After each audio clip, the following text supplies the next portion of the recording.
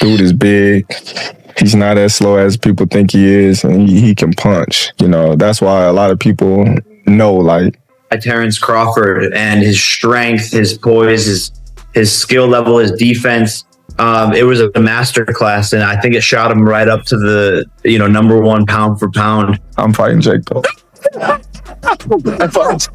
I'm fighting Jake Paul. Come on, Jake. Hey, Logan. Jake Paul versus Terence Crawford, a headline that would have sounded impossible a few years ago. Crawford, one of the greatest pound-for-pound fighters of all time, built his legacy on patience, precision, and skill. But now, he's had a change of heart. We have this conversation, Ray. Would you fight Jake Paul? Nah. Jake, he too big? He too big? Yeah, Jake big, but he doing his thing, man. Crawford recently revealed that he's open to fighting Jake Paul as long as the terms are right. For years, he dismissed Paul as nothing more than a YouTube entertainer. He once said Jake was turning boxing into a circus act, but now he admits that Jake's discipline, power, and evolution inside the ring have made him rethink everything. Jake can punch with that right hand. Like, I seen him, up close in person. Like, dude is big.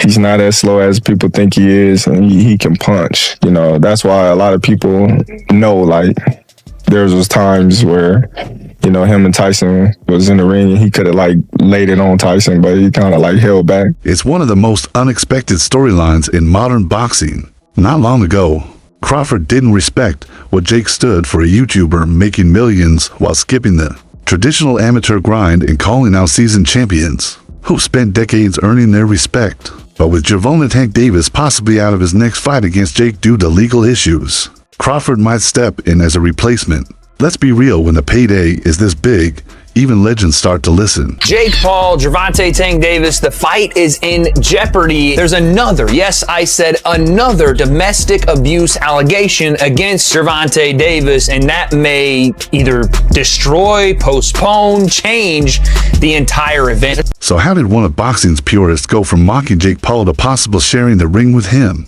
The answer takes us back a few years. Crawford didn't just ignore Jake, he openly criticized him. He said boxing was sacred, a sport that demands blood, patience, and years of hard lessons. To Crawford, Jake was just another celebrity chasing fame, stepping into the holy ground of boxing with followers instead of footwork. When people was coming at you and your brother negative about boxing, I'm like, man, yeah, them dudes just, using their YouTube status to come in boxing and make all this money. At one point, Crawford even compared Jake to a circus act, entertaining, but not part of the main event. That changed one night in Puerto Rico. Crawford wasn't there to scout Jake, but ended up ringside for Jake's fight against Ryan Borland. When Jake scored a clean knockout, Crawford's opinion shifted. "I saw him up close," he said later. "That guy can punch. He's sharper than people think." The man who used to laugh at Jake Paul had to admit there was something real there.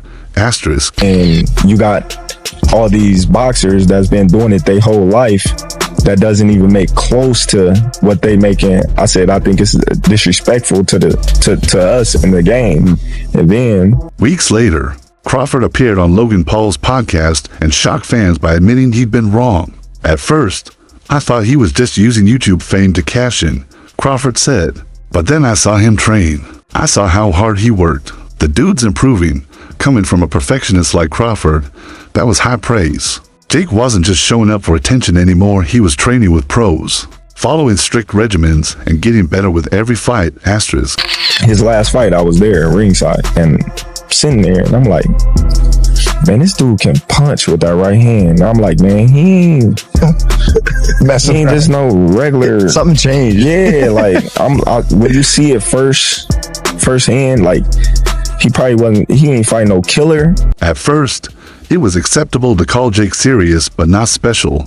But as time passed, that line blurred and a question emerged that Crawford once would have laughed off. What if I fought Jake Paul? Sure, respect plays a part, but so does the money. Crawford has already done it all undefeated, undisputed into divisions, and top of his class. The only thing left? A massive crossover payday. And nobody in boxing today draws a crowd like Jake Paul. Love him or hate him, Jake has revived pay-per-view boxing, bringing fans from every corner of pop culture. Asterisk, asterisk. Let Jake do what Jake. Got 200 million for you. I'm fighting Jake Paul. I'm fighting Jake Paul. Come on, Jake. Hey, Logan. Get me. Critics are starting to get it. This isn't just about proving who's the better fighter. That part's already decided. It's about legacy, timing, and capitalizing while the spotlight's still burning bright. So when rumors spread that Tank Davis might be sidelined, Crawford didn't dismiss the idea of stepping in. If everything lines up, he said, the fight world's going to explode. Asterisk, asterisk, asterisk. Been a lot of allegations against Tank. When things like this happen over and over, I think this is his fourth or maybe fifth allegation of domestic abuse, you kind of start to have to look at the person that's being accused of such and go, why do you keep ending up in these situations? And the way it's described, we've even seen Tank do some of the things already on camera. I don't think that's something that Netflix is wanting to be a part of at that point. I don't know if Jake wants to be involved with somebody like that, which is why they're starting to look for potential replacement. Originally, Jake was set to face Gervonta Davis until legal troubles, assault allegations, and uncertainty about Tank's future put the event in jeopardy. Suddenly, Jake's massive Netflix fight night looked like it might collapse. His team moved fast. Names like Ryan Garcia, Nate Diaz, and even Anthony Joshua were floated. But once Crawford's name came up, everything changed. It made sense. Crawford brought legitimacy. Jake brought the spotlight. Together, they bring global attention. Jake didn't hesitate. I'd fight Terence for sure. He said, let's make it happen. Asterisk, asterisk, asterisk. Terence Crawford, you just made my bitch list. Would you fight Jake Paul? Nah. Come on now, bro. All these pound for pound fighters are too scared to fight me. They need 200 million to do it. And just like that, the fantasy started feeling real. For Jake, this isn't about shock value anymore, it's about legacy. Even if he loses, a fight with Terence Crawford would erase the YouTuber boxer label forever. Jake's confident he's 9 years younger, bigger, and stronger. It's a crazy matchup, he admitted. But that's why it makes sense, my size versus his skill. Nobody knows how it ends. Asterisk, asterisk. For him, it's stepping stones just like any other fighter. Yep. Like, a lot of people want Jake Paul to just go in there and fight Alexander Usyk, but no, you gotta